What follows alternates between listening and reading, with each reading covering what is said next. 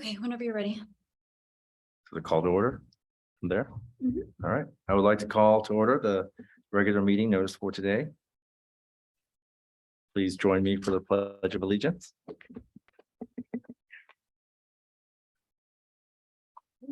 Yep.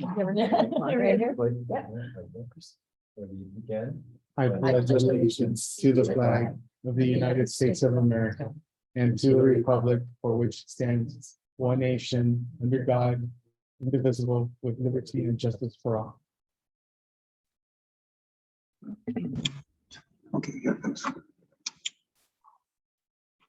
Roll call, please. Commissioner Wu, Present. Commissioner Sai, Commissioner Tam. Vice Chairperson Solon. Here. And Chairperson Yan. Here. So the agenda is posted 72 hours prior to each meeting at the following locations: Hall, Crowell Public Library, and the Stoneman Building. The agenda is also posted on the city's website. The city welcomes public input. At this time, the public may address the Recreation Commission on items that are not on the agenda. Pursuant to state law, the Recreation Commission may not discuss or take action on issues not on the meeting agenda. To ensure that everyone, including those joining us remotely, are able to hear all speakers clearly, please speak directly into a microphone. I would now like to ask Management Analyst Jigaya Naga to explain how public comment will work. Thank you. For each item on the agenda, there will be time for public comment. We will accept comments in 3 ways. First, we will take in-person comments for each item.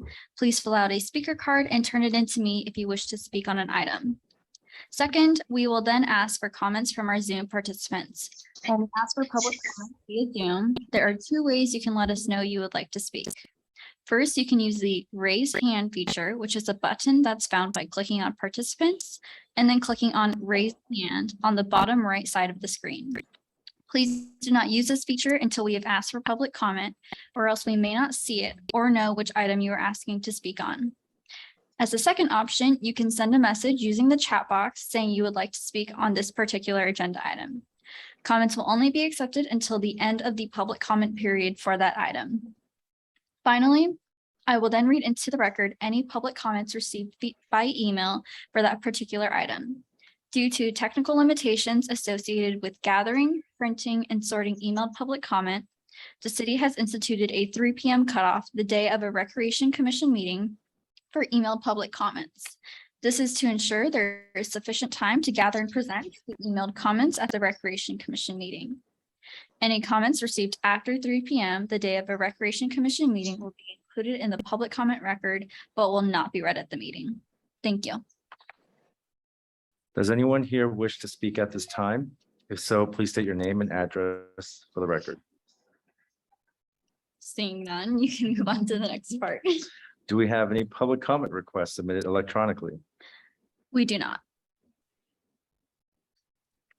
Okay, so the first item on the agenda is titled Commissioner Reports. For today's meeting, I'd like to ask the commissioners to provide a brief 2 to 3 minute introduction of themselves, in addition to any other pertinent updates. Should we start from the right? However you like. Commissioner Wu? Thank you. My name is Stanley Wu, and I have grown up in San Marino. I went to Valentine as a youth, then to Huntington, then to San Marino High School. So my childhood was spent here. I did recently move back, I would say about 4 or 5 years ago now. In the interim, I did go to school up north, and then for work, I was on the East Coast for a very long time, New York and South Carolina for almost 10 years, but moved back here because of, the wonderful school system and the wonderful place that this is. And both my wife and I actually did grow up here. So we are happy to be back. I do have 2 children, both in the school system at Carver. I'm currently an attorney. I work at Children's Law Center of California, which is a nonprofit organization that represents abused and neglected children in the foster care system.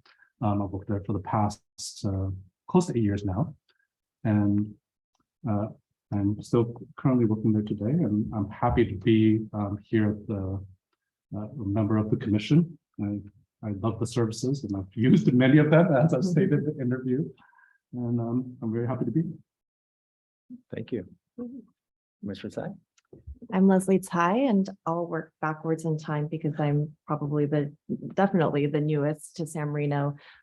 We purchased our home here in May and moved in this summer, so very new resident. I grew up not too far away in the San Fernando Valley, but went to Berkeley for college and then lived in DC, and then went to Harvard for law school, then New York, San Francisco, and then moved back to LA just 3 years ago. And I work in global development. So I work for a foundation that provides grant funds to organizations working in Africa, Asia, and Latin America, mostly on anti-corruption and governance issues. And it's been great to do a form of public service globally, but I'm very excited to finally settle down with my family, my husband, my 4-year-old, and put down roots here and give back to the local community. Thank you. Should we go with Commissioner Tam online?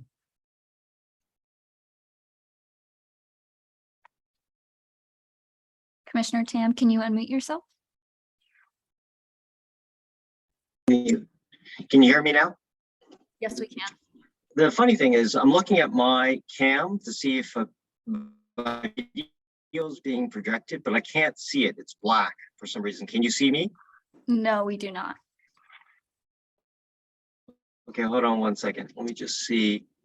It says my video is running. Just give me one more second. Integrated camera.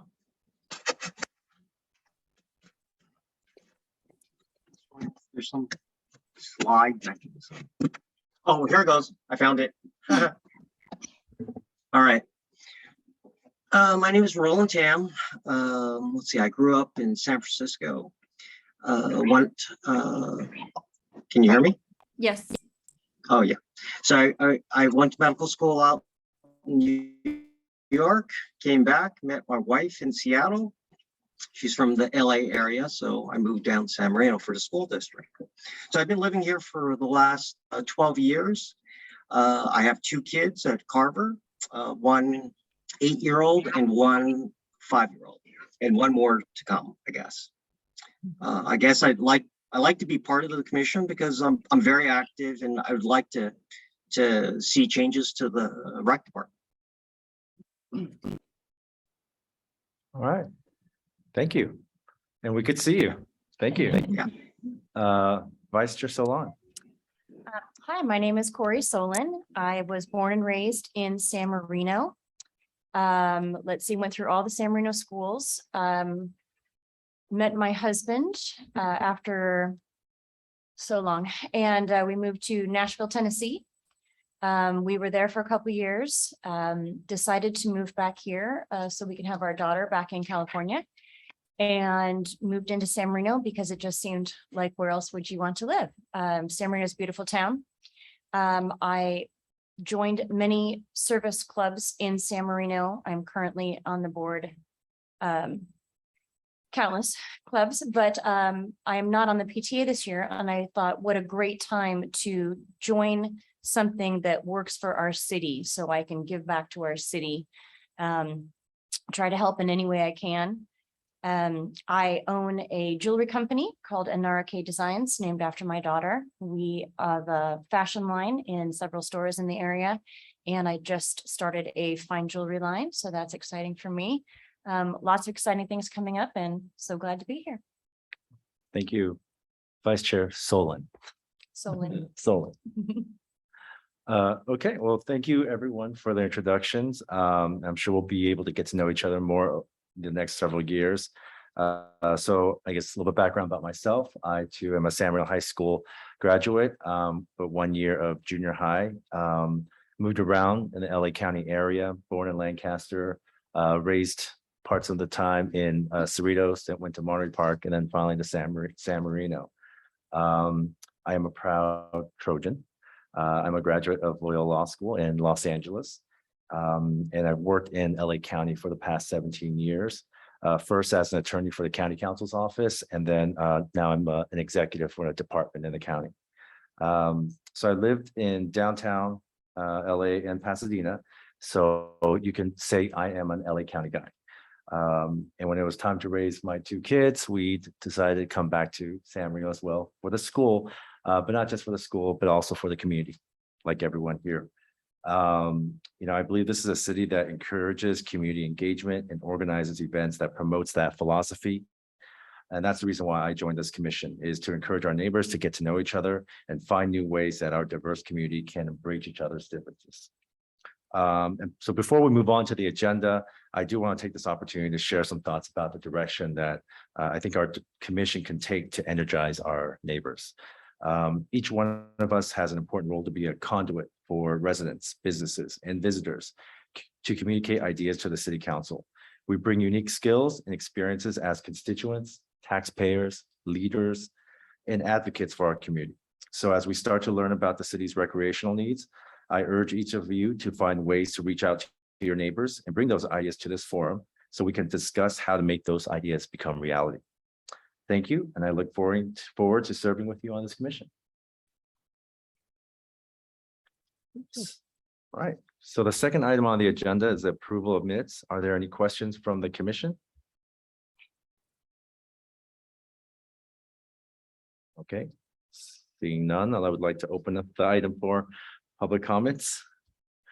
Does anyone here wish to speak at this time? If so, please state your name and address for the record. Do we have any public comment requests submitted electronically? We do not. So at this time, I will bring the item back to the commission for discussion. Do I have any comments or questions from the commission? Do I have a motion? So the first, Someone would make the motion Okay, and then we would have a second after that. okay. so a motion by Commissioner Tai, and a second Second. by Solon, Chairperson, Vice Chair Solon. Roll call, please. Commissioner Wu? Aye. Commissioner Sai? Aye. Commissioner Tan? Yes. Vice Chairperson Solon? Aye. And Chairperson Yen? Aye. Motion passes. So the third item on the agenda is the Director and Recreation Manager report. Can we please have a presentation from Community Services Director Johnson and Recreation Manager Kavaru Yes. Ah. It took me a while too. Good evening, everybody. I will take the lead once again on the director's report, and Eddie will follow up with highlights from the operational report from the time period of the last meeting in September. This format is fairly standard, and I hope you've had a chance to look at the report once you receive the packet. The first item I will always lead with is either introductions or farewells or anything about personnel, but we do not have any at this time. We remain stable with our hiring and our staffing. The second item you see is our Recreation Division work plan. As I explained in the report, both divisions within Community Services, as part of the budget development, we were asked to put together goals and objectives, which then essentially outline a 12-month work plan throughout the budget process. And I've included a copy of it. And I was wondering if anybody, it's an attachment that you had on page, I think it was 7 or 11 of your packet. So does anybody have any questions or inquiries? Might I clarify any of the items?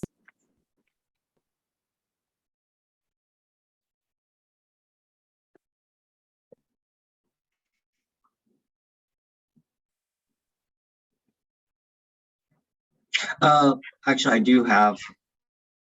I don't actually know how to raise my hand on this platform right now. I see the reaction. I have a question about on page 11, there's execute year 3 of the re-envisioned recreation program plan. And I guess I want clarification of what this re-envisioned rec plan is. Yeah, that's a great question, being that this is a brand new commission. And I was not here during that time, but in my first year of getting acclimated to the department and the history of the department over the last 3 to 5 years. And some of this might be familiar to those of you who did live in the community. And we're sort of paying attention to the previous commission that was active. And Eddie actually probably has the most knowledge, but I've written about this, I've studied this. So if I have any of my facts incorrect, please interject. So I believe it was in 2018, shortly after City Manager Marlowe took over as the administrator.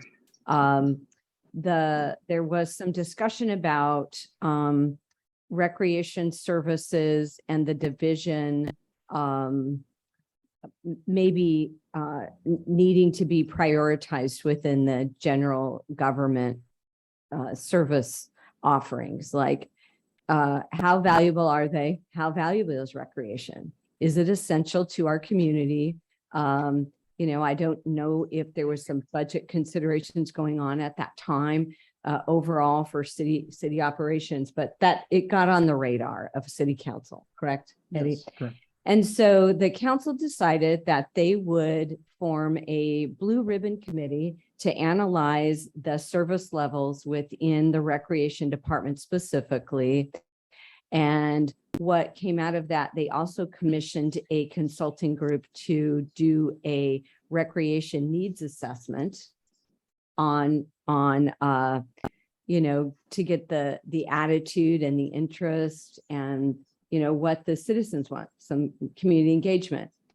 So between the Blue Ribbon Committee and then Green Place study, the department was then given a roadmap for the next 3 years. That was sort of the deliverable that came out of this consultant and this Blue Ribbon group, kind of this combined effort to analyze, what direction do we want to take rec services? And the name of that report and that plan was called the Re-envisioned Recreation Program Plan.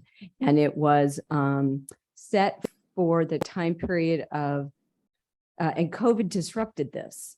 So we were in the middle of, do we remember? It was 18, Yeah. 18, 19, 20 Yes. or 19, 20, excuse me, 18. 18 fiscal year 18, 19. Oh, yeah, that's right. It was on the fiscal calendar year. So we were, because COVID hit and it disrupted this 3-year program plan that said, we are going to set priorities and council directed based on community input. There are certain things we want you to continue doing, and there's certain things we want you to discontinue doing. We're going to set new priorities. So, for example, within that plan, it called for, and I alluded to it in the participation report. It said, we want you to concentrate less on contract classes, shift staffing resources to more community building and community-based events. And so you'll notice in the participation report that several classes were not offered and we had COVID disruptions. So we had an unprecedented break in services due to COVID. And then once we were able to resume, it was a natural break. We knew what we needed to bring back and focus on because we had a plan. It was just a disrupted plan in terms of a timeline. So is there anything? Yeah, I hope that answers your question. It gives some background to what was going on, because there's a sharp drop off. As I ran over this agenda, what I've noticed is there was almost an elimination or severe reduction in kid type programs. And of course, the adult programs took over. And that's sort of my sense as I go through the catalog, that there's very few programs directed to either the the 1 to 5 group or the young teens. There's very few programs, and I was just wondering, at some point, it is, I guess, getting this re-envision rec program, is there a timeline to it? When do we readdress and sort of shuffle and figure out what our community needs? Yeah, another important component, that's a great question. Because we are in the process, like every other Parks, Recreation, and Community Services department across the country, we are in the process of trying to recover from an unprecedented break just because of a worldwide pandemic. But here in San Marino, if you back up, during that time period, the Recreation Division lost several staffing positions through that time period. I was not here. We could do some research on when that happened, but we used to have, I believe, 1 to 2 additional full-time staff members that were programmers. Those program positions no longer exist. They were removed from our budget.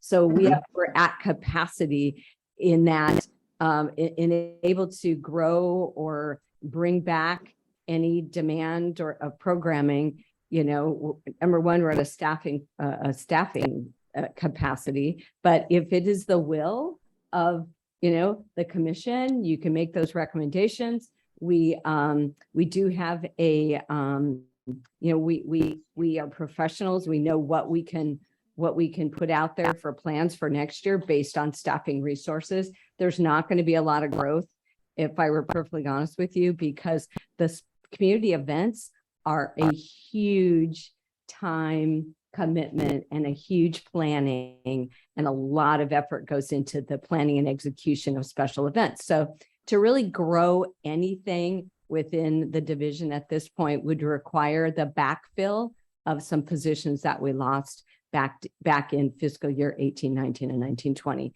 prior to COVID. Okay, I understand. Any other questions about the? I guess there's one follow-up on that. Okay. So what would it take to address that issue about getting the staffing necessary to implement just kid programs? Youth, yeah, a growth in youth programming. Well, Yes. you've started the conversation already. That's the good news. You know, we will make a note of it today as we move through the year, executing our work plan, and then we start planning for next year's budget. We know now that facility space was a problem. Now we know that come fall of next year, San Marino Center will be back online. So we'll have facility space, okay? But to be able to take a look at, I'm so sorry, I'm trying to silence my phone. You know, Eddie and I will be analyzing, first off, a program and services plan for that new building, to bring that building online, support existing programming that is in demand, that is strong in core programs. We have to focus on rentals. And then if we have a gap in any of the facility space and we believe we have staffing capacity, we could add, or we would have to ask for new positions as part of the budget cycle. Okay. Just a question on the contracted programming. Is it typically income is it subsidized, or does do the registration fees cover? Yeah, it's a split. So the current contracts are, go ahead. This is Eddie's expertise. I know the answer, Yes, but our let me let contract- him. We you know. do a percentage split with our contractors. The contractor receives 60% and the city receives 40%. We provide them the space, the marketing opportunities with the guide, locations, and we do all those services, and they provide us with 40% of their revenue, and then they keep 60%. Okay, so contracted programs are income generating. They're not at a loss. They're not at a loss, but we also, there is some administrative overhead that you would typically, if you're really looking for a net, Mhm. you know, we're probably at a, based on like, you know, Eddie's time, Angie's time to just manage all those contracts. You know, there's administrative overhead. So it would be a net revenue generator of maybe 10 to 15% of that. because there's a lot of, there's a lot of time of their staffing time, full-time staffing time. That's one of those areas that had a full-time person doing contract classes, bringing in new contractors, new ideas, and programming areas and spaces available. And would it be possible to see the document that you're referring to, the re-envisioning? Yeah, if you guys would like, absolutely. Yeah, and then you'll notice that the programs pretty much track fairly well with the directives and the priorities that were provided to us based on a very clear first year of the plan, second year of the plan, third year of the plan. Yeah, and we did give a budget presentation. I gave a budget presentation on that. That might be helpful too, that we provide the division. I gave a budget presentation on the department, but we could probably break out just the recreation division portion that kind of speaks to how we develop the budget to align with the third year plan, because that's what we're currently in this fiscal year. But yeah, we can get that information emailed to everybody for background knowledge. We just didn't want to throw too much at you guys the first month, last month, but this is good background to kind of know where we've been. Any other questions? As a follow-up, since we're talking about this topic Yeah. already, I have two. The first one is, something that you mentioned, which is obviously COVID impacted the services a lot. And so, and it sounds like it's between the coordination of the events and the lack of staffing now, there's an inability to offer services and, towards various groups, which is, obviously impacts our community. And how would you determine which services to bring back if we did have the staffing capacity? Because, right now, it's hard to determine demand because, obviously nothing's being It's a new- offered for certain groups. Right. So would that be something that the department would there be kind of surveys out to community? I mean, how is that information determined? That's a great question, and it's probably they would be multiple factors. I would love nothing more than to do another community interest and attitude survey, to say what does the community want now. The other analysis that I've been wanting to do is a gap analysis to see, based on our demographics, that we have a good balanced approach based on, the makeup of our community. That, if we have 60% adults, I'm just using this as an example, that we have a good general idea that our programs are weighted in that direction versus, teens, even though, and do we have a good representation there? As well as all the way from, to preschool and up through school age. So that is the participation report that you will see was our first really ability to look back and quantify the programs. It was a new process for this staff. I've been doing this type of reporting for years, but it was kind of new to our team. So, I appreciate all the hard work that Kristen and Eddie and his team capturing that data was really a labor of love. And we also had a software transition in there. So just being able to get that core information about our service impact and how many people and how many programs did we offer, those kinds of internal evaluation and assessment had been done, but it was a little bit disjointed, not as comprehensive as you see today. So we hope to be able to build on that. And the next step would be kind of that gap analysis. Okay. The other note that we need to really analyze is the fact that we look at our staffing, our full-time staffing resources, and we have still not recovered our FTE level back from 2019. So even though we discontinued some of the youth, we still are at probably doing more programming with less staff, right? Right. Than And that's why I say that if we're going to kind of grow anything, we really have to convince council that they need to allocate. And it's not part-time staff. We need professional recreation program staff. This year, we tried to even get back to pre-pandemic with our part-time support group. And it just was not anything that city administration was interested in letting us kind of try to get back to our pre-pandemic level.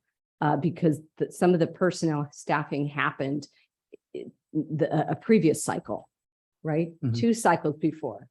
So staffing is really going to be the key. And if we find that there's a need and demand and space is a big issue, okay, and if we need to find additional programming space, such as partnering with the school to see if any of the school facilities are available, we're really at a premium for programming space.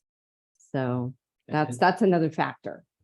And do you have productivity measurements on the to be able to compare like to measure how much work each additional FTE can produce in order to show the city council the type of productivity? Yeah. The reason Yeah. why you need that? Yeah, I have spent many of my years justifying and developing and justifying new programs.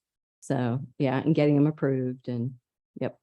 How did you get the aquatics program this past summer to go from contracted to Yeah, staffed that by? was a great, thanks for asking, because so I had been here, I have some experience for many, many years managing in-house, not so much managing contracted aquatics programs, because throughout my travels and my colleagues, it was never very successful. It was a trend maybe 10 years ago that, it was somehow going to be more cost effective to outsource, certain programming like contracted classes. Aquatics is not a place where you want to really, it's pretty high risk to do that. And it all happened before I got here, but Eddie came to me and said, it didn't go well last year. We do have a 2-year contract. And so I started asking, some serious questions. I said, did we do a recap with them? Did we really address the contractual deliverables and whether they actually even did what they said they were supposed to do the previous year? So we kind of got through that difficult conversation, and it was really obvious that they hadn't.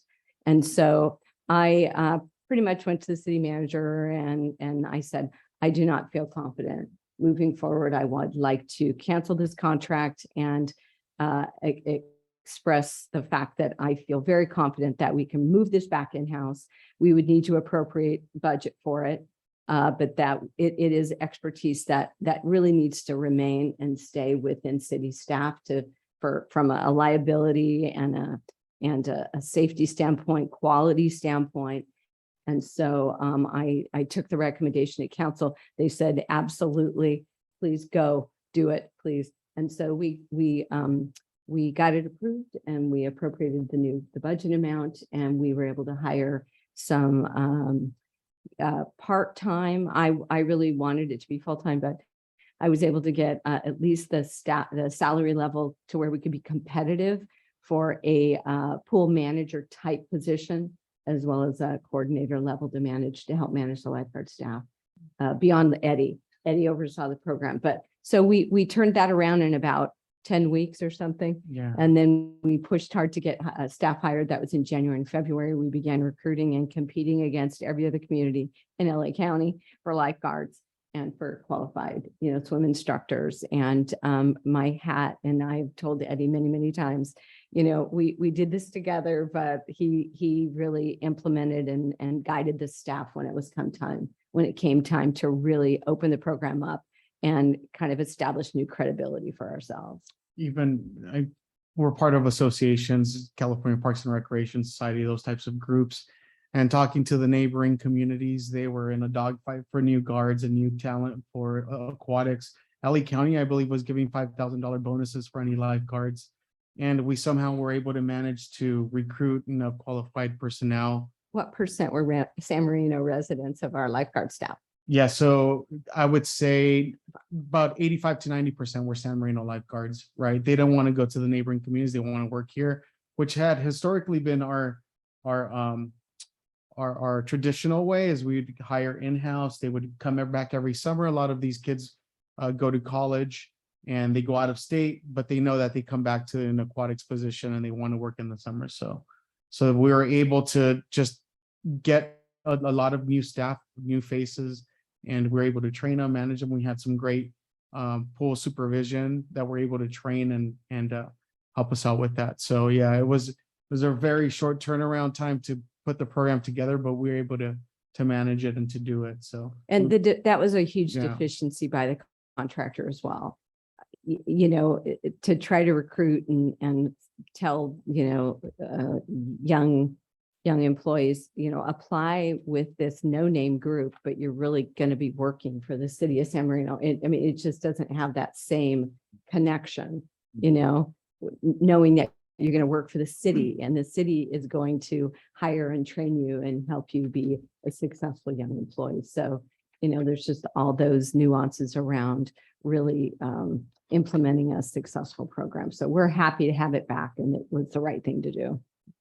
And is it possible to use that model with other summer programming? So if it's like part-time lifeguard, and then can they help with Camp Lacey or with, I think they have the like overnight camp, Yeah. that one event Yeah. over the summer that I. think Yeah, is- and some of it, I don't know if we are hindered by the obviously budget and the number of hours that our part-time staff can work. But this year was a challenge, just hiring, recruiting any people. And we were able to hire enough people to do the summer camp, which are the freewheelers. If some of you know the freewheelers, we had enough counselors for that. And we were able to have enough counselors also for Camp Lacey at Lacey Park, the adventures. So we didn't have as many as we wanted to, but we were really lucky in just getting some staff because it was really difficult recruiting staff this summer. The lifeguards are already impacted highly and heavily doing aquatics programming. So we did try to use a few of them for some of the other programs during the summer. But they were already maximized on the number of hours at the swimming pool. So and there's just a general labor Yeah. shortage. I mean, we were feeling it just like every other industry Yeah. across the world. But I think that kind of raises maybe a good idea though, which is to really not focus necessarily, but really increase maybe the in-town potential labor. Right? Absolutely. Really? And we just need the budget because, those being able to give those first-time job opportunities and be that employer Yeah. that helps grow and train, teenagers and college kids and give them that first job is an important part of a department. I've done this in my career, and we would love to hire more, and have programs that they can help us with. Obviously, junior camp counselors, those kinds of things. Absolutely. I don't know if, the labor shortage was it is what it was, and everybody's trying to recover. But, we hope that people are more comfortable coming back to work, right? we're starting our recruiting earlier. Start recruiting Yeah. earlier, all of those good strategies. But in terms of developing programming, new programming, we can always add for camp, for example, summer camp. We can always add up to a capacity for an outside space, but we were nowhere near full or at capacity because we had to limit the number of registrations based on our staffing ratios. I do want to return back to page 11 of the report. Yeah. Is this a chart that we will be following along throughout the year? Yep. And then how do we measure some of these? Because you have number 1, that's 100% complete. And I think that's probably because that's the plan itself, right? Yeah. Number 9 says develop new program service annual participating reporting system. I think you have that report Yeah. attached to Yeah. this. So these other ones, like, the ones that either have an 80%, 50, 25, how are we going to be presented with that? Is that? Yeah, we'll the do a measurements? quarterly, and I don't know if we have that on the, one second. So I, as a department head, I use this as my work plan and I report to the city manager. Because these are listed in the budget document as, goals that then, and all departments have these goals. And we report back to her or him or whoever is leading. And so with that report, I will be bringing that to you guys once, as part of that quarterly cycle. Does that answer your question? Yeah, so this will Yeah. essentially be kind of like the cover page of maybe of a more detailed report to show us the progress of where you are. So for example, something like the number 2, Mhm. complete overhaul of website pages, right? You kind of have an idea of like how many website pages you have, how many pages. you Yeah, it would be a overhaul. brief report back. I mean, we're not, I mean, I don't know how deep of a dive we would take. It would be the end result is the website updated. And we would say we worked with the community engagement manager and we spent X amount of time. We had 175 pages. We culled it down to 100. We reorganized it, but it would be a very good executive level summary report back to you. And then if you guys had, detailed questions, we would have our detail. Okay, so that would be like kind of Yeah. like after this, because. Yep, Okay, yeah. all right. Or I would embed it in my director's report or something if there were significant, it could be like oftentimes, and hopefully the goal would be to complete every single one of them. Throughout my career, if there's especially if we have in partnership with a different department, we may not be able to get it done because there's different impacts and different, constraints. So my goal is to drive hard and get everything done. But we will certainly give you a status update every quarter on these. Are these goals listed in terms of priority or just? No, not in terms of priority, no. And these were extracted out of the department's work plan because library, we have a lot of shared initiatives as well. If you were to grab the budget document that is published, we have a page, a couple of pages in that as a department, and the goals and objectives are listed. I essentially just lifted those, removed anything that was related to the library, tick those off and just did it specific. And then as we report also to the library board, we share the same thing with them. Would you say this is part of your director and recreation manager report? Yeah, Okay. Yeah. So my suggestion is just something where I guess this could be, if this is highlighted somehow, and then there's whether it's the report that comes after it, because there's a lot of detail in your report, and then trying to find it to be associated with the chart. okay. Like if you want, just so that. Organized, you want a little more specific, like a staff report on top of the work plan? Or have it be a this, standalone item possibly? right, or because. Pull it the- out. The way I look at the chart, I'm trying to find a comparable, like if it's related to something else. Oh, I see. Yeah, Yeah. Well, this was, the purpose of this was an introduction Right. to you to explain how we, set goals and objectives and priorities. Okay, because you're all new Right. to the department. So we can certainly design, better reporting and then make it a standalone item with a staff report and a staff update on a quarterly basis. okay. Does that sound good? Yeah. Yeah.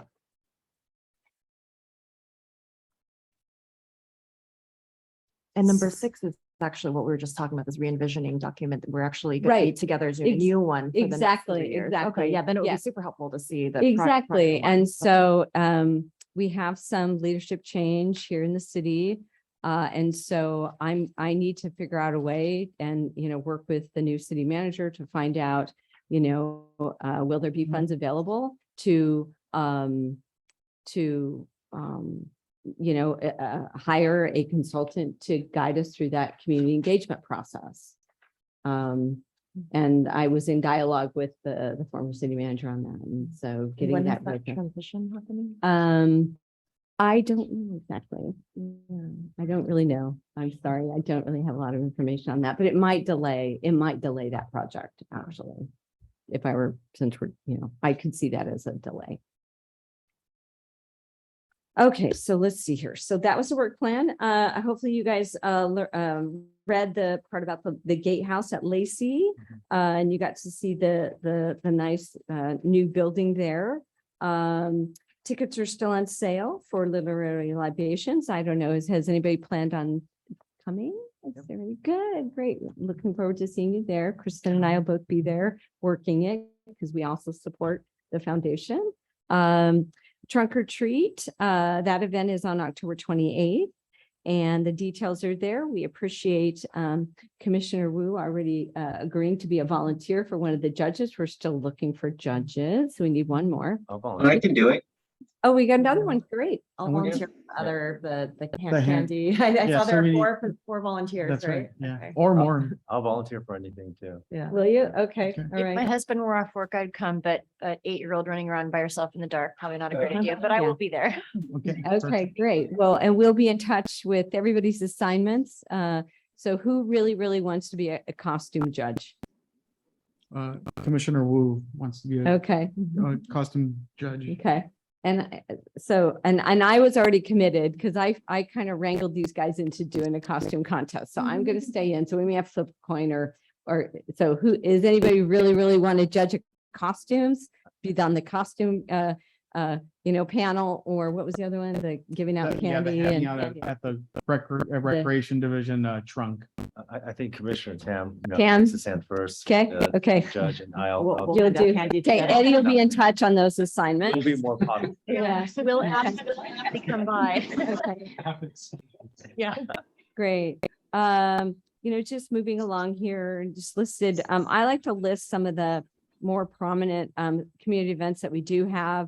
Top of the mind awareness for you. Please mark your calendars. Please come join us. Please come get involved. So those are listed. We've got our calendar. And then at this point, I might just ask, do you have any other questions about anything in this report? Okay, we will move on then. Thank you. So I guess I'd like to open up the item for public comments. We do know we don't have anyone in the audience. So do we have any public comment requests submitted electronically? We do not. So at this time, I'll bring the item back to the commission for discussion. Do I have any comments and questions from the commission? Which I think we pretty much had the comments and questions from the commission. Is a report, is like receipt and filed, or is there, Yes, it's a receive and file, so there's no motion required. okay. So you can just move on. The fourth item on the agenda is the fiscal year 2022-23 planning timeline. Can we please have a presentation from Community Services Director John? Thank you. This item is presented today really to introduce you to a framework that we use both for the library board, and we would like to use it here on this commission. It is it's a guiding document that helps staff as well as the commission understand kind of how we're cyclically going to do business. Okay, so the handout that we gave you, the 2022-23, it starts with October, and that's the month that we're in. So we're going over the planning timeline, and we're also the prior year programs and participation summary, or it really should read 2022. So that's what we're doing this month. And then subsequently, it just goes on down, and we look at a 12-month time period. So if you're asking, when do we get to see the budget? When do we get to, talk about any updates from council liaison and the update from the, like in January, the election, and as we get new liaisons and new council members, we'll be bringing that to you. We'll ask questions, January, item D, upcoming CIP budget recommendations. That's your opportunity. I'm going to be coming to you to say, do you guys have any wish list items that you would like us to really focus on? So please know that we'll be following this pretty closely as we onboard new commissioners in the future, that kind of stuff. So hopefully it's fairly self-explanatory, but as we also meet with our chairperson every month prior to the meeting, this helps us develop the agenda for the upcoming meeting. Okay. There are standing items on here that are just listed in regular black. And then the future items are listed in blue. So if you guys would like to recommend any future items, kind of asking us staff to bring back any items, we would add those to the future items. And then staff would discuss them with the chair through our, monthly meeting. We would say, Commissioner Solon had asked us to bring XYZ forward, and we would throw it on to the future items section. So hopefully I've explained that, thoroughly and with some clarity.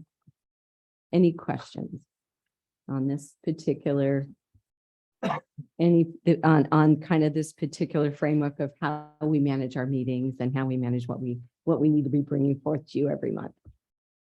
I know there's a lot of discussion already about, services and, staffing and, those kind of things. That seems to me a future thing to discuss. I don't know, is that being subsumed in one of these categories already, or is that something that we need to have you put on? It's probably part of a budget process. We had also talked about a planning charrette, or and if and when we do get to the point where we can do a community survey and do an operating or recreation program plan, the commission is a significant stakeholder to that community feedback. And that is a prime opportunity right there to say, as commissioner, you would get interviewed by the facilitator, whoever we're going to hire to facilitate this community engagement process or manage those interviews with the key stakeholder groups. So that's one avenue to receive, that really critical feedback or mechanism, if you will. And then through the budget process, there's probably going to be a time when, we start dealing with budget and getting prepared. Like we're asking about CIP budget recommendations. We're going to go to operating and program budget suggestions. If somebody says, I really, really want, to discuss a field hockey program, I'm just going to throw it out there. And if we have enough commissioners say, I really think there's this group and it's really a program we want you guys to do some research on to see if it's viable. And then we'd love for you to come back and tell us what it's going to take to start that field hockey program, because we know there's 300 kids in San Marino. I'm just kidding. So that might be a process of making those suggestions about growing and diversifying our programming. And that'll probably happen, right after possibly January, February, as we look at budget development. Would that be too late for a survey?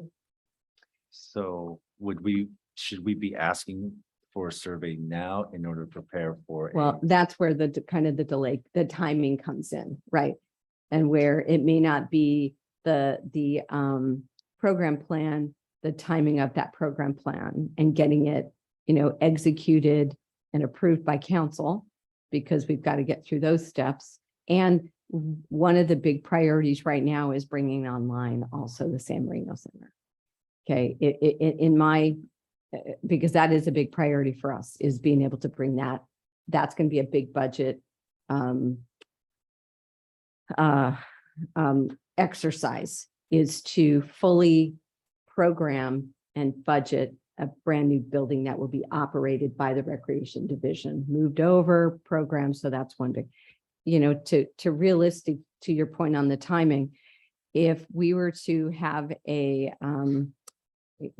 launch a recreation program initiative plan for that, we should get started so we can get through it, have the plan finished, finalized, approved by council, and then develop a budget ready for the next fiscal year.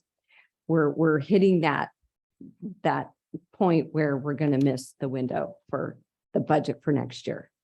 Yeah, and I think And I think that's to your point, right? right. Yeah. And I think that's where so I know in other cities recreation commissions, what they've done is the commissioners kind of take it upon themselves to go out and visit, parks and elicit, recommendations from neighbors and constituents. I mean, if we do not have time or have resources for development of a survey, right, to have staff go out, hire a consultant and go out and do the survey, maybe we as commissioners could do it ourselves. Go out, reach out to our neighbors, put together our own little gatherings and just to get that information, and then we could report it under the commissioner reports. And at least that could be put on the record. And in a sense, it's like an informal survey. Absolutely. You are the citizen advisory body. So absolutely, that would be wonderful to augment the fact that, the chances of us really being able to get this off the ground this year, our calendar and our real estate on the calendar is quickly slipping away. So what I see, and I'd like to open up for, I think, some discussion here, because I think we definitely don't have the resources. But we're coming up with like 2 more meetings in which there's opportunities for us to discuss what potential opportunities there are. I think there's already been some great, discussion here on youth programs. I didn't even realize how successful the aquatics program was this past summer. I probably would have put my daughter in it. But those ideas, I think we have to get out sooner rather than later, so that when January hits, we could make those budget recommendations with at least some type of evidence and justification behind it, right? Knowing that we've talked to our neighbors, knowing the experiences we've all had, we can make that recommendation. So I just kind of want to put it out there for discussion, just to see what people think. Well, you said exactly what I was thinking in terms of, instead of hiring a consultant, I think that as a commission that we should just go out and find out what the San Marino residents really want.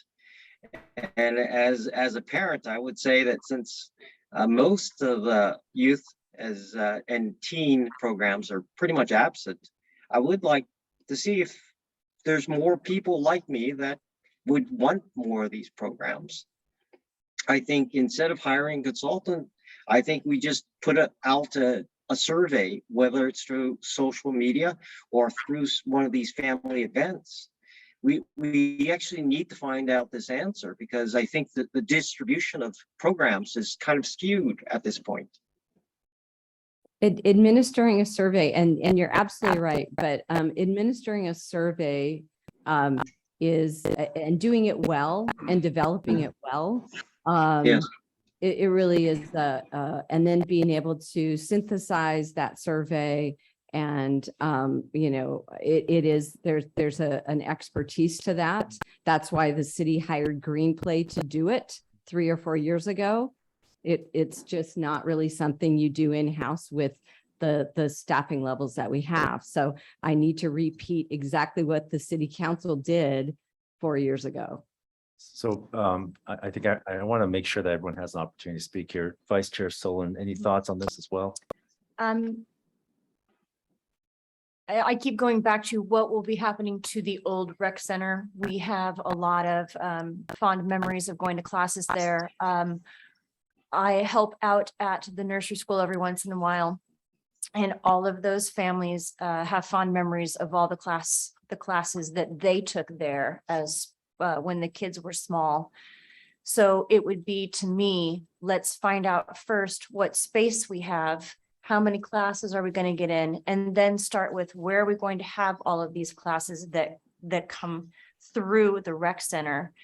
And again, there are so many differing opinions on what we should do with the rec center and what needs to happen to it or to preserve it. Is it protected under the Historical Society? Yeah, and if I could clarify for everybody, Yeah. and Corey, thank you for bringing this up. She is referring to the Stoneman Building. Stoneman Building, Yeah, sorry, yes. And so I love the way you're thinking, though, because every community does have and need a recreation center. That concept of transforming that space is being talked about at the council level. Council will be taking the lead on that planning. Okay. That planning will not come out of the rec commission. It's already up above our, kind of advisory body level. It's on count, but it's not to say that the Recreation Commission isn't going to be consulted, asked, add that to our survey. What would you like this, how would you like the city to use the Stoneman property? Would you like to see a recreation center on there? Would you like to Right. see it converted, whatever?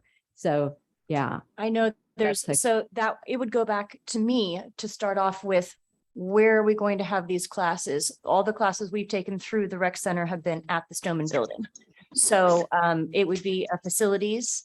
It would be finding out the ages of the children, where they are safest, rule, all of that goes back to, I think, where we're going to have these classes. Yeah, So yes, I'm absolutely. sorry, I'd like to start there. Yep.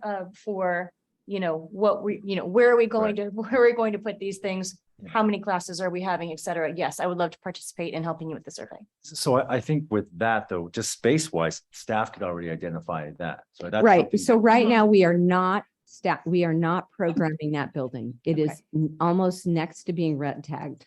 but you We could- are moving staff out and we are going to be, there's a plan to really continue to minimize all the programming at Stoneman. We've already discontinued rentals. So the Right. space is nearly unusable in the future. Okay. And forgive me if I'm putting words in your mouth, but I'm thinking that you're thinking, we need to understand. If we're going to understand what we can do, we need to understand what we have. Mhm. Right? Like what space we have. And I think you've talked about it earlier, Yep. which is like, what are our assets? That we Yeah, can it's a actually use? facility audit Yeah. in the world of Parks, Recreation, and Community Mhm. Services. We do a facilities audit to see where is there even space and opportunity within your city. Okay, I've barely scratched the surface to really understand what the Unified, because they own property and they have a gym and they have the pool and they have those recreational sports amenities, I know our youth sports programming has been greatly reduced over the years. Is there spaces that are underutilized? Mhm. Which we would do a Mhm. facility audit, and then Stoneman is part of that. Mhm. Combined with our partners. Unified is a partner of ours. So we would look at our own city-owned facilities, and then we would look at Unified's facilities, and then any other spaces within our little teeny community that might have, a gym that I'm unaware of. I don't know. Do we or- need a motion to just make that happen? Or is that something? No, that's staff driven. Okay. Yeah, that's just something that we'll have it in the notes. Kristen, if you could just make a note, Okay. that we'll add that down here, like that could be a future item, Okay, is a facility audit. Because the San Marino Center will be part of that. Mhm. We know we have big demand. We had existing program in that space before it was deemed, that it was going to get renovated, or hopefully it too became so dilapidated that we had to quit programming it. And then it just went to straight meetings and just a few classes. We no longer added anything. So we have to look to restore what was there first and then see if there's any additional space, because it's not that big. Right. And then we know that there is a demand for rental space here in San Marino, rental space and meeting space. So that part of the audit would be for the San Marino Center, because that's our newest facility that's Yeah. coming online, right? So we would say, and we already did a pro forma for that facility for the finance director last year as part of the consideration of the project. And what kind of operating budget we're going to be looking at. And we hope to be able to execute the programming that we're fairly confident we can the first year. It remains to be seen, but we already kind of have a plan for that space. There's no open space. Right. So, Speaking from someone who's been trying to plan a year's worth of meetings for a lot of volunteer organizations in San Marino, nonprofits, it's been very challenging to find space in the city. Now that we are using the bathroom more, Hill Harbison House is now completely booked. Thurner House is even booked. And so, you think, again, what I mentioned when you asked me to be on the commission, cross-pollination. How can we get everyone to work together to find the space? How can we make sure everyone knows where they should go to have a community center, like have all of these things come together. Yeah. So, Great idea. I want to make sure Commissioner Tsai and Commissioner Wu have an opportunity to speak as well. Maybe Commissioner Tsai. Yeah, I mean, I think there, to be able to provide an informed recommendation on the budget, we need, some sort of engagement with those other than ourselves. And if the survey, like a very methodical, well-done survey is out of the picture, I think anecdotal, conversations with residents and maybe non-residents is a good idea. My question is, how do we even go about coordinating something like that? Because of all the rules around commissioners being able to meet outside of this 1 hour time that we've already gone. Yeah, over. I believe that's a great question. It's really individual conversations that you have with your friends groups, and then you bring it to the meeting. And so much like that first item on there, you would, that is your opportunity. Item 1, what does it read? Let me go back to the language. But can we use this time then as a group Yeah, to then try to figure out what do we want to ask? How do, or do we kind of always stick with the agenda or there's? Yeah, we can't go off as a public meeting Okay. protocol. We can't kind of break out into sort of and I would want it maybe even facilitated as more of a planning charrette, but that's part of what a consultant would do as part of the developing a plan. But what we're talking about here is Eddie's Commissioner Yen's recommendation this year is to do the individual outreach and find out what you're hearing from your family and friends and people within your kind of sphere, bring it back to the meetings and sort of give it to us. Right. Yeah. If I may also, Chair, I think a good starting point is the Green Play survey. It's available online as well. It's on the website. And I think a lot of the time you'll find that the narrative is there with a lot of the similar ideas or things that people now have, or that what they would like to see. It's the same ideas virtually maybe 3 or 4 years ago. Everyone goes through a cycle. Everyone's kids, will play T-ball, and it's a cycle. They keep on moving up. They'll start playing Little League and those types of things. So an activity might be new for one group of people, but it's actually been in existence for a very long time. So the Green Play survey will give you like a perspective of, where people were in that time with their kids. And as they progressed, moved up, then you'll see some of the results from those surveys. There was mailers that were sent out to households as well as online surveys. So Green Play did they reached out to in a number of different ways to try to get that community input. So that might be a good reference point for you to see or start with that. From a with that document. process, From a kind of process, right. perspective and how the city went about obtaining that community engagement. Mhm. And then our needs today might be a lot different than they were, and they may not be. COVID might have changed the world. But And that survey is what informed the re-envisioning? yeah. plan? Okay, yeah. and so can we get the source document and the survey? Mhm, mhm. There's 2 separate. And I don't know if, do we still have access to the actual survey or It's just on- the survey results? We probably It's on have the the- results somewhere in a Yeah. file, yeah. Yeah. If you go on the website as well, you'll see like the presentation that Green Play did with pretty much the summary of the findings and some of the results and things like that. And So what page is that on? I did a search on our city website and I put Green Play survey and it brought up the document, but you could probably find it in the recreation page as well as part of the re-envisioning tab. I can send links to everyone. Yeah. And just a thought as far as like how, we have essentially the way I look at it, we have 2 meetings to be able to come back and actually have a discussion to talk about this. So in a way, we could even start, if we want to divvy up, kind of like, if we want to do like kind of focus groups. So we have a block party on our block like every year. And this year, I was just telling some of my neighbors, more the senior ones, I was like, hey, I'd like to get together with you and let's talk about what you want.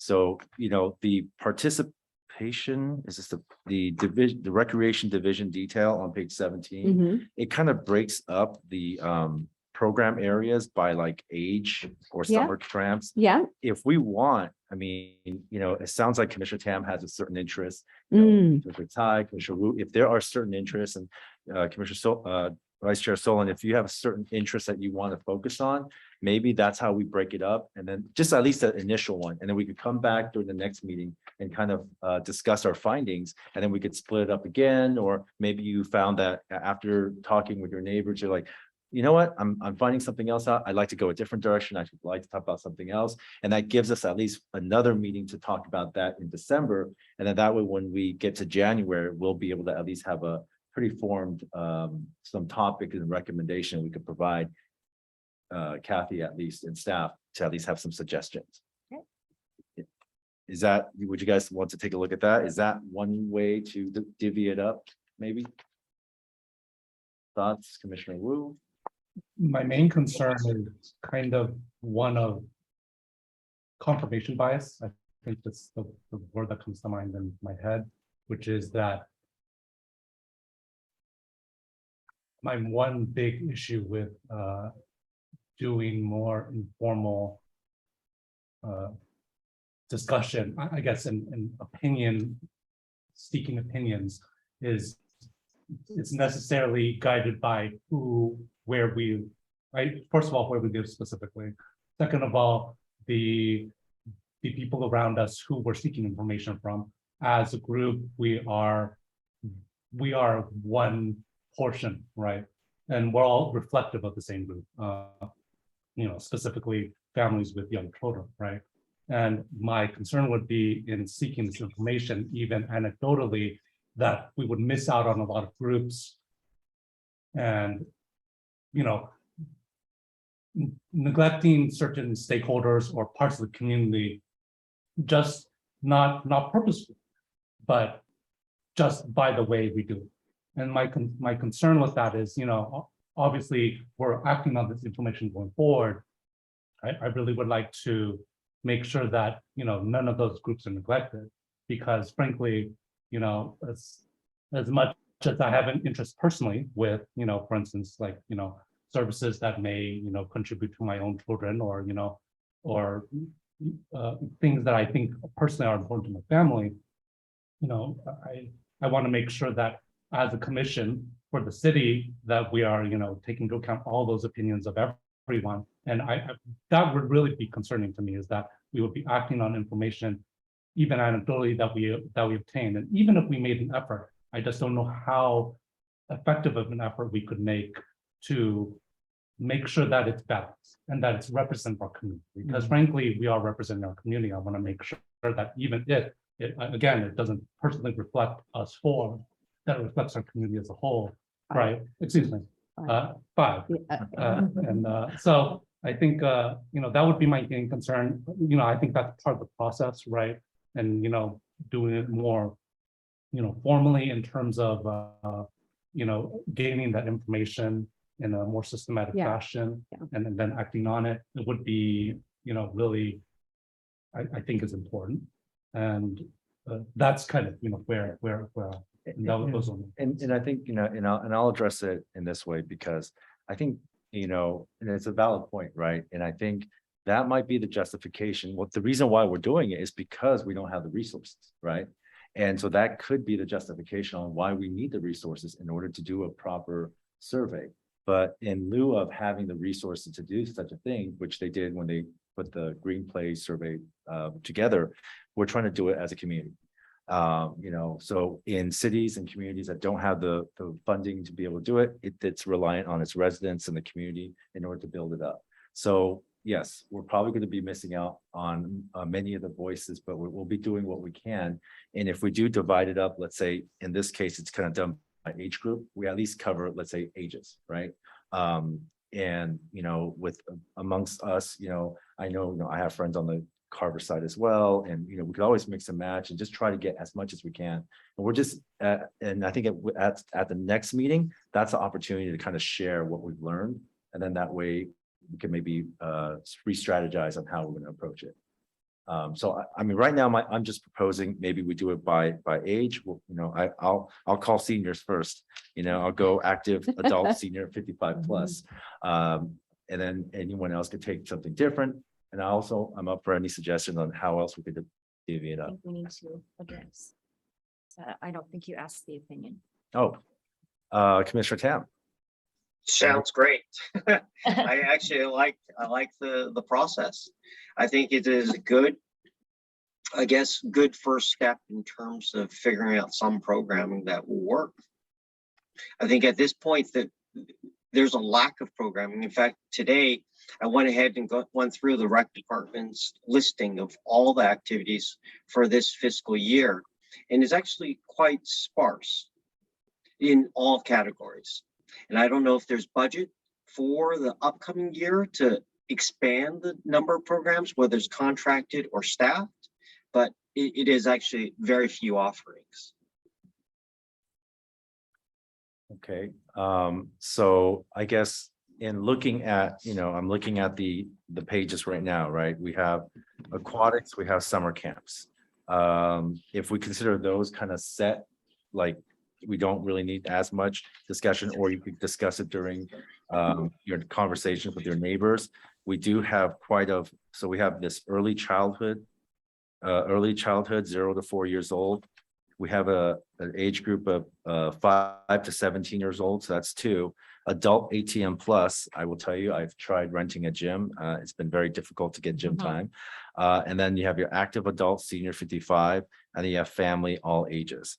And I think we don't have to preclude anything in our discussions. It's just a starting point to at least maybe highlight certain groups that you could reach out to. And then beyond that, you can always ask about anything else. Can I add one more stakeholder group? And I'll probably continue to be an advocate for this because, again, as a new resident, my observation is that San Marino recently has become a less desirable place for young families to move into. Thus, the schools being not as full, which is I think a big problem for the city, and young home buyers, especially kids, those in the kind of the 0 to 4, are flocking to places like South Pasadena, which used to be had much lower home values, are actually much higher than here. So I think this isn't a problem for the Recreation Commission to solve, but I think through programming, especially the community events, maybe less so through the contracted classes, it's a way to show others what this community is about and to make it to kind of counter whatever stereotypes are out there that make this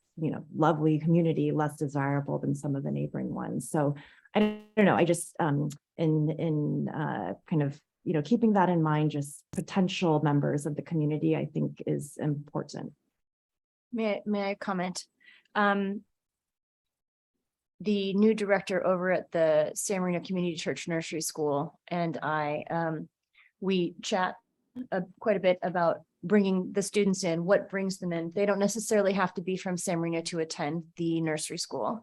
So it's really great recently to get her opinion on the classes that other families from other cities go to and attend. And so I love what you're saying, and you're absolutely right. That I was going to bring that up. I said, well, how do I bring up families not moving here? That's, that was the last report. We know that, I read that one, but going to San Marino Community Church with people from other cities and talking to the new director over there, I'd be happy to tackle the early childhood 0 to 4, just because there's so many different cities represented at the school. I think that would be a great to ask, why are you going to that one and not our whatever group?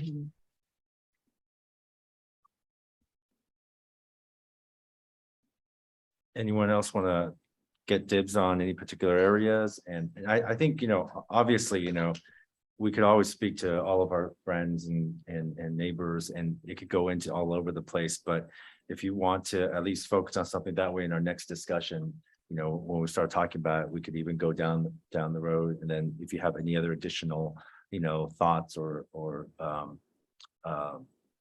topics or, some concerns that your neighbors have brought up, just talk about it. Okay. Because I already, call out the adult 18 plus. I can't. And I'll call off the youth and teen. Okay. I guess we'll be doubling up. So I'll also do 0 to 4 since. Great. You have a 0 to 4-year-old. Yeah. Getting to 5. A birthday party coming up. What group is left? Is there? Okay. Adult 5 to 17. 5 to 17 is a big group. I think. I'm happy to do that. Anybody? Yeah, I'm sure we all have. You have an 8-year-old, yes, Yes. right? Just like me, I think. Right? Yeah. And if anyone else wants to get some 18 plus, I would like some support to get some people to come up with ideas where we could do more adult recreation leagues. And it could be something as simple as lawn bowling. Because I know all our knees are probably getting kind of achy. All right. Eddie and I were just talking about some kind of institutional knowledge that we think would be helpful for all of you as new commissioners, because staff has been analyzing programming areas for many years. And there is a lot more reasoning behind, why certain things were offered, why they're not. And so, and I can, and I will do a quick, kind of cursory thing. Eddie definitely has a lot of background on, and it's kind of like the information that you don't know, that we just, like, we didn't publish. We don't go around publishing all, we don't have the opportunity to share all this, but these are all great probing questions, and we'd like to provide some context. So, and I don't want anybody going down any rabbit holes that they don't need to go down.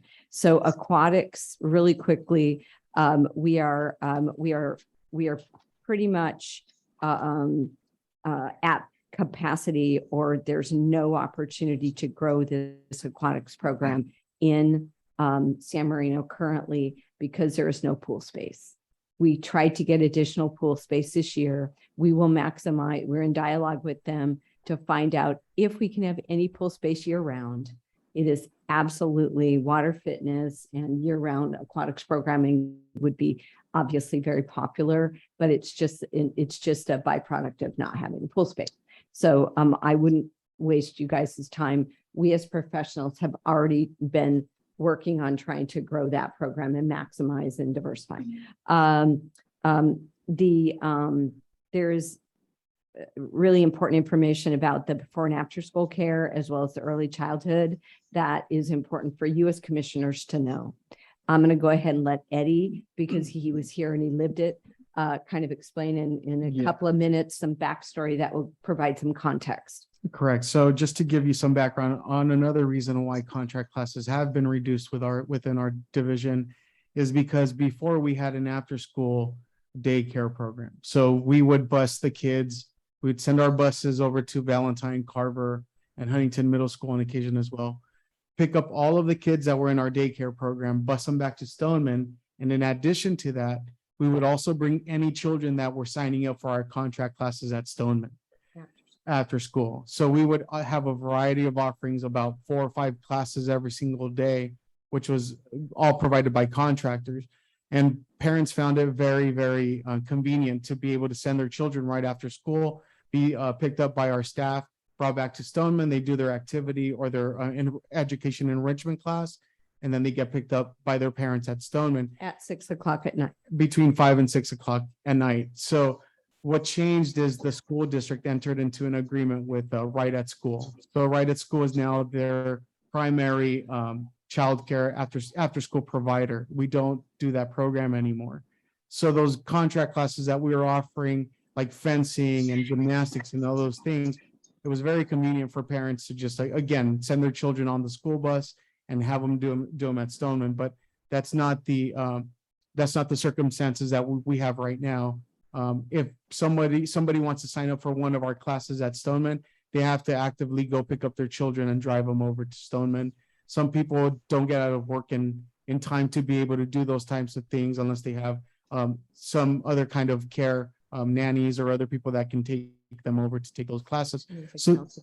So that was part of the Re-envisioning. the re-envision is to reduce the number of offerings, but in addition was that agreement between San Marino School District and Right at School that eliminated that program, moving away from children in that area.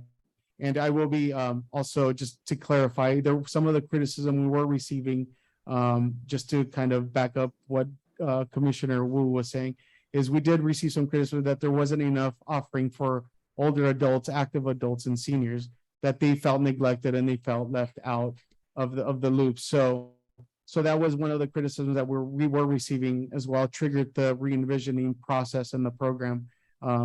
Because we wanted to be pretty, we needed to be more correspondent with the ages that were in the city. So that is some background that you might want to consider as well or take into account. Because it's not really clear in this document that we don't have daycare program. Transportation was a free service. It was, paid for with Proposition 8 funds from the county. So it was a free service. We have tried to offer it. We tried to offer it last fiscal year, but parents, if they need the care more than they do the enrichment classes, which is why they weren't signing up for the classes and for the transportation. So that is some background on why you see a reduction in some of these contract classes as well.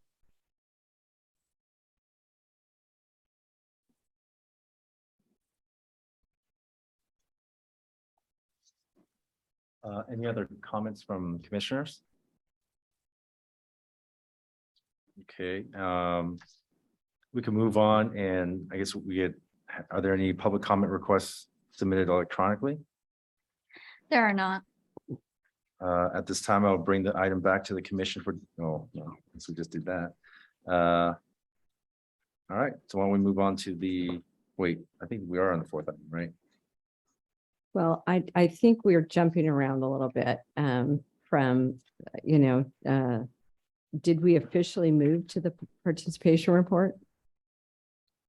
No, I think he was just referencing the participation report to assign people to do Right, that right. informal And survey. so Right. you're done with that. So then we need to move on to item 5. Yes. All right, so the fifth item on the agenda is the 2018-22 Programs and Services Participation Report. Can we please have a presentation from Community Services Director Johnson? So we've sort of blended these conversations a little bit, which is okay, because we provided a lot of good meat and core knowledge to you about, the depth and breadth of our programming, where we've been over the last 5 years. And so this is all great conversation, even though we've taken some twists and turns. So that's okay. So we have provided a staff report, which hopefully you've had a chance to read. And then I also provided you with this 5-year trend, which we've all touched on a little bit, programs, services, as well as the rentals. I wanted to ask if anybody had any questions. First off, before we kind of go into kind of the results of the analysis and kind of the higher level takeaways from this, this report itself. Did anybody have any concerns or burning clarifying questions about pages 17, 18, 19, as well as 20? That was the data collection, and that it is a chart, again, by program area, program name, the years, the COVID disruption, some of the variances that we talked about. Pretty self-explanatory, but if it was anything confusing, or do you have any major, kind of questions before I go into the presentation? It's going to be really quick. We have some high-level slides that just encapsulate the findings. No?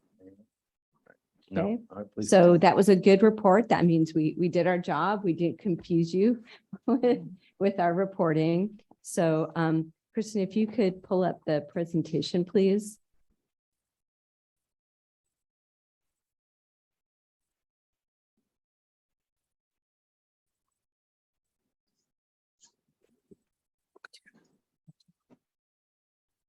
I'm having some technical Okay. Oh, One second. Kristen's informing we have a little technical difficulty.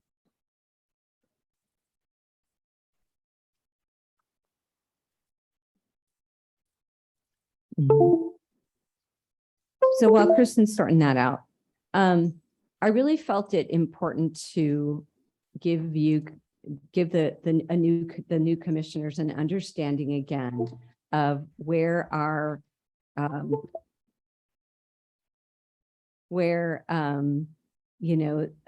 our service impact falls based on age delineators and age demographics. That's just a natural way to evaluate a program area and the ages that we do serve. So And we look at that through a participation report or registration-based report. Oh, they're not working. There it is. So can you guys see that? How good can you see that? No. Not so good? Enough, yeah. Enough, yeah. Should we, can we move that Yeah, we closer can since try. there's nobody else here? We're gonna move it closer. But can,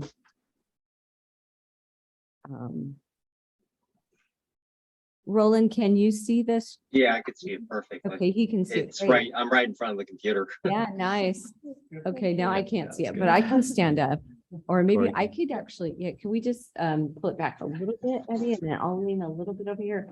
So this chart represents essentially a pie chart of all the programs that we do, what percentage falls within, and I really can't see that.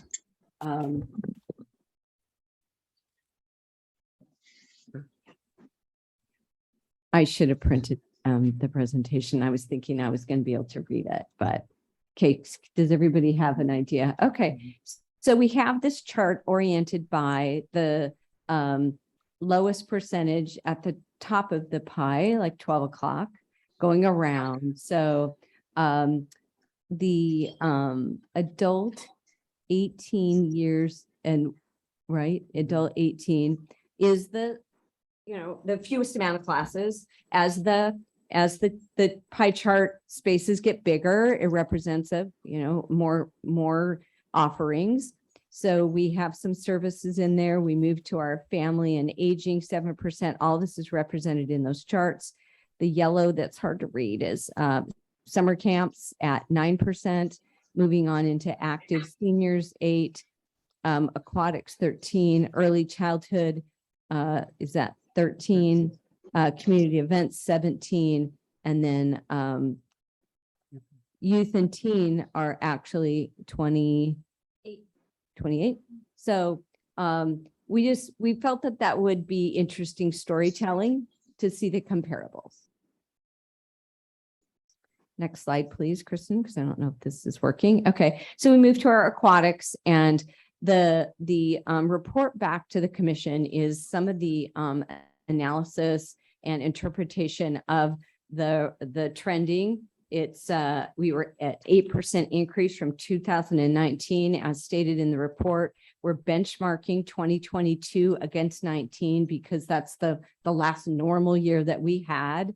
You see, we served 15,046 individuals in a 9-week period. The program was managed unsuccessfully by the third-party contractor, which we talked about, and we gave accolades again, the fact that we did successfully bring it back in-house. And it was a big risk. We didn't know if we rebound as nicely as we did, but you know, it was a huge successful program. Next slide, please. Summer camp, it's a core program during the summer. The city and the rec division has been doing summer camp programming for a couple decades, probably. This year, there was a decrease, but it was attributed to the lunch ride program, and that transportation from summer school to camp was eliminated. And the fact that it wasn't offered because of low enrollment and lack of demand. Okay, next slide, please. Early childhood is the next age segment we'll look at here. It includes preschool, toddler classes, and taught sports. Again, the 2018 re-envision plan called for a significant reduction in this area. One thing that I wanted to dovetail a little bit on is it's important to note that council provided this direction. They were recommendations. Any of these significant program shifts and priorities were driven by the community engagement process, the Blue Ribbon report, the Recreation Commission recommendations, then up to council, and then council provided ultimate direction on this plan. It wasn't driven by staff, you know, kind of going willy-nilly. There was a thorough, and I was very impressed when I was doing research on the city and, you know, frankly, deciding whether it was going to be a great place for me professionally to land. I appreciated this process. It was very thorough. And so it really provides staff a roadmap to make priorities and adjustments and realign resources to meet what the community is asking for. So staffing resources were then reprioritized and aligned to focus on community events and adult programs, which resulted in a 51% decrease in participation from this year to 2019.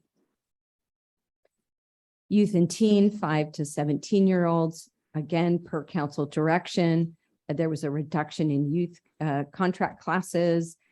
This is what Eddie was alluding to. The San Marino Unified School District sought to become the primary service provider for before and after school care. And then the city operated program and transportation service also was canceled.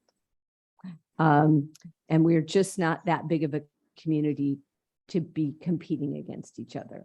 I have worked where sometimes it does work, but we just don't have the population, to have the, competing services. Adults 18 and over, again, a 28% reduction in participation. However, we attribute that lack of participation due to the loss of a very popular instructor. So this is a COVID impact, not necessarily a realigning of resources due to the survey.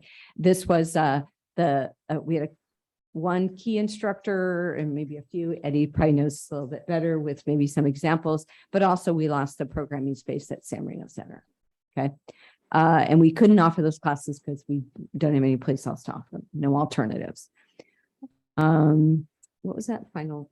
Oh, can you go back? Was that anything important? Post-pandemic, several contracted instructors have yet to return in person. So we're not only are we rebuilding our programming, but we have to rebuild those relationships or find new instructors. And some are choosing not to come back to work. So. Yeah, I have a quick question just on the contracted space.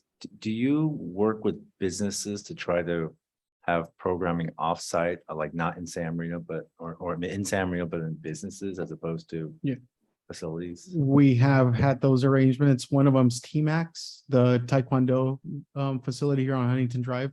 If we offer the classes through their facilities, the split changes to 70-30%.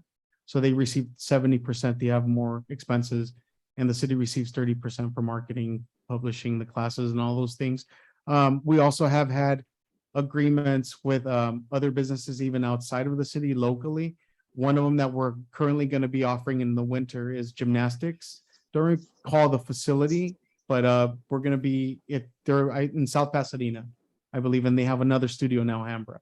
Don't recall the name of the provider, but we are entering into that one. We also used to have adult Qigong classes in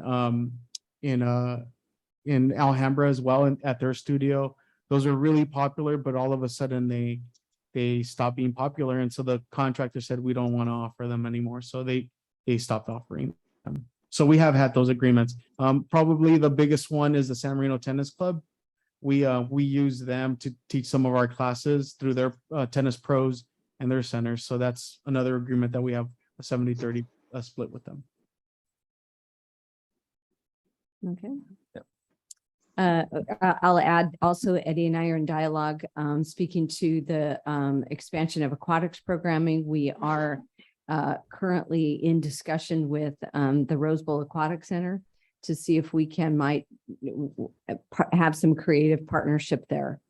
And we just met with them last month, and I'm volunteering for them on Friday nights, and we were really happy to meet them and make their acquaintance and explore a possible relationship with them, because they have obviously ample water space and we do not. So we'll see. Adult or active adult and senior 55 and older classes met predominantly at the San Marino Center due to the shutdown, and the renovation programs such as Bridge, General Yoga drastically affected. So this is an area, because of really facility space, 90% decrease in participation from 2019. And we hope to get a lot of that back once San Marino Center opens in fall of next year. which is a target. Don't hold me to that. And then we have family and are all ages. This is a new program area that reflects demand for family-oriented classes. 6 programs were successfully offered this year, serving 268 new participants in new programming, and they were mainly held outdoors. Community events, we've talked a lot about that. You've probably experienced a lot of these yourself. As per the 18 re-envision plan, once again, council directed staff to reduce contract classes, add community building events. 6 new events were added this year.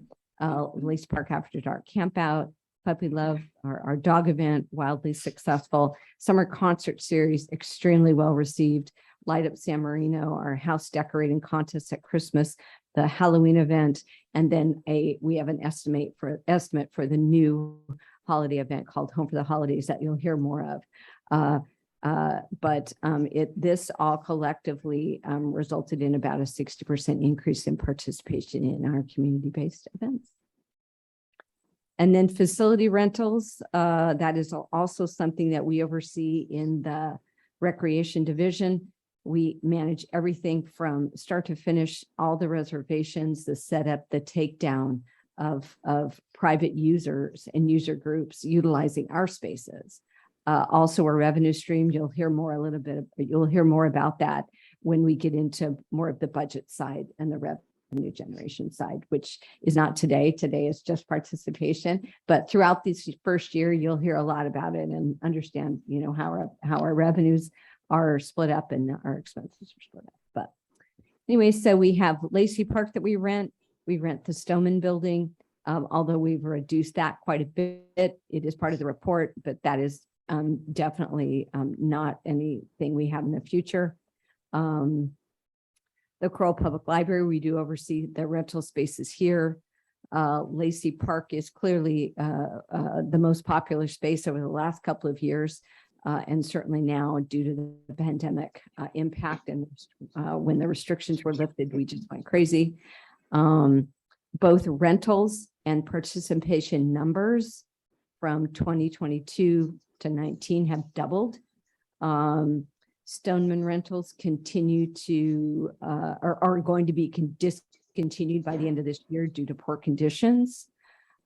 Similarly, San Marino Center usage also has been phased out due to the pandemic and pending renovation.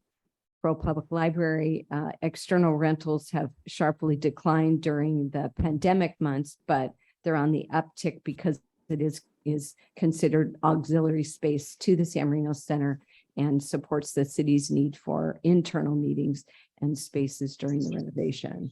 So first priority for this space and any other space here is internal meeting space.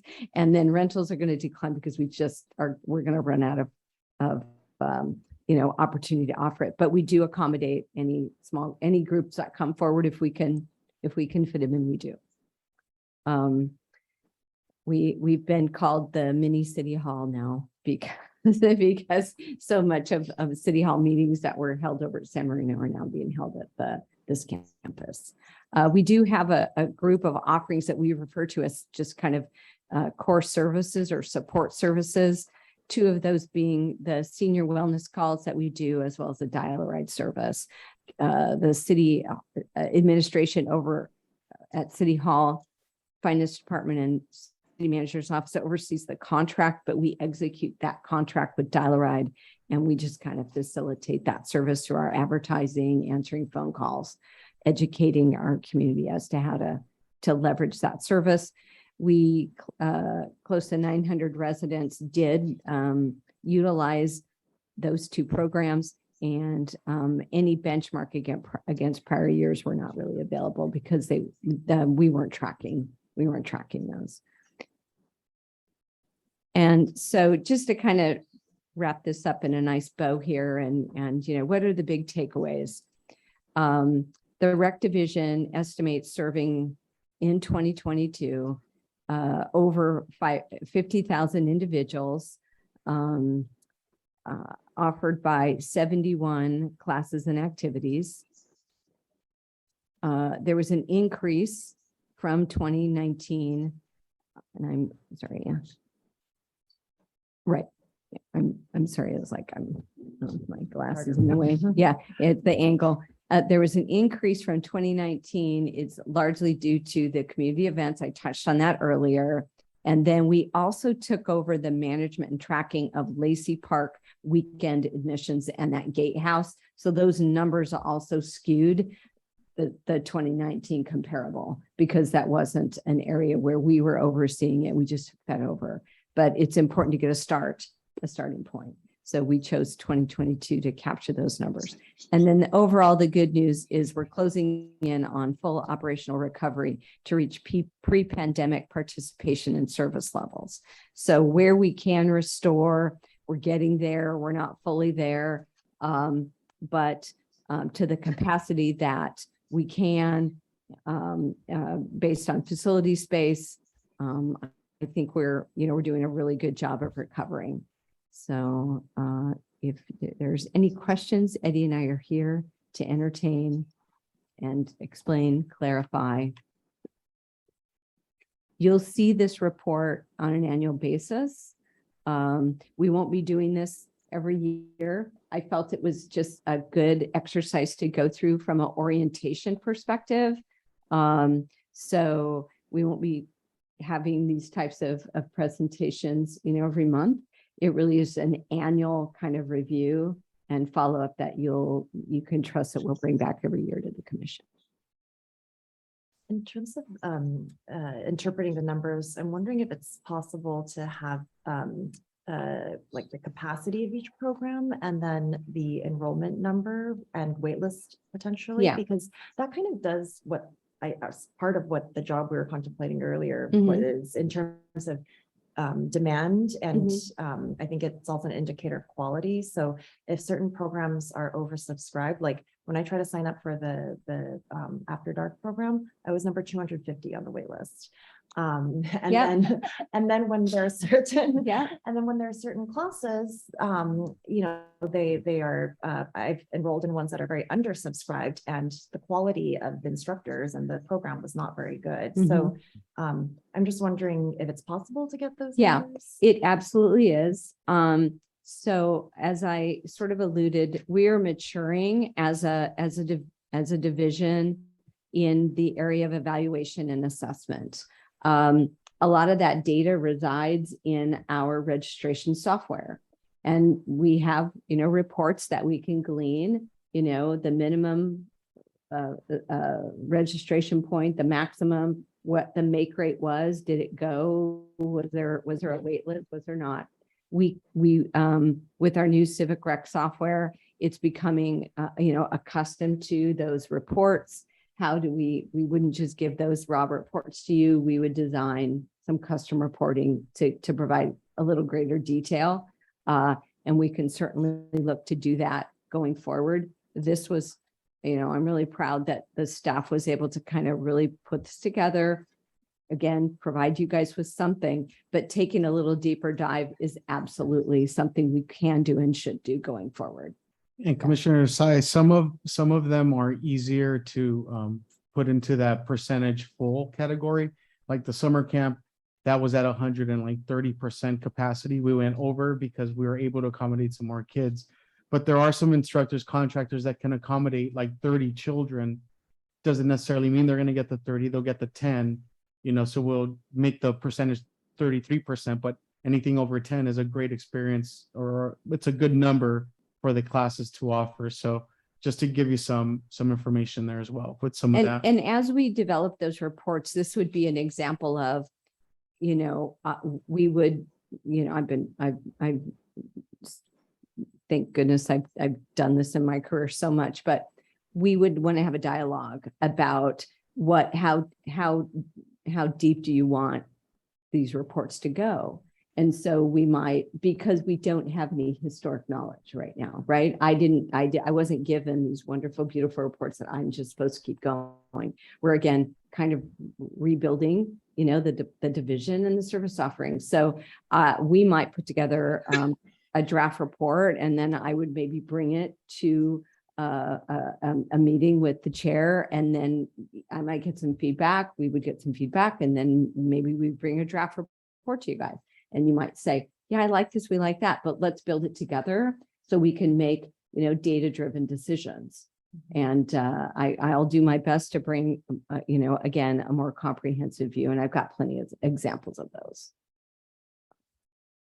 Yeah, I think perhaps like in future meetings, what we'll do is we should definitely have an opportunity to see the potential for the reports, because it seems like members of this commission have a lot of experience, with even registering for programs and events, and to be able to share that, experience with staff would probably really help in developing those reports. So. Yeah, no, idea. absolutely. We can, kind of go next level. And we'll have it be a little more comprehensive on individual programs and number of registrations and all the stuff you sort of called out. Or even in the interim before the budget discussion, if there are programs or courses, classes that you know about that were just, off the charts in terms of people wanting to participate but couldn't. Mhm. I mean, that could be a very good justification to go to city council and say, hey, it would be. Yeah. It's obvious we need to do more here. Yeah. That's a So, great point. Right, right. Yeah, absolutely. Like with that particular program, we really wanted to offer a second camp out. We really did, but we just did not have the capacity because we were moving on to the next big events that we were planning. As you know, we have we just think we have no one to tap into.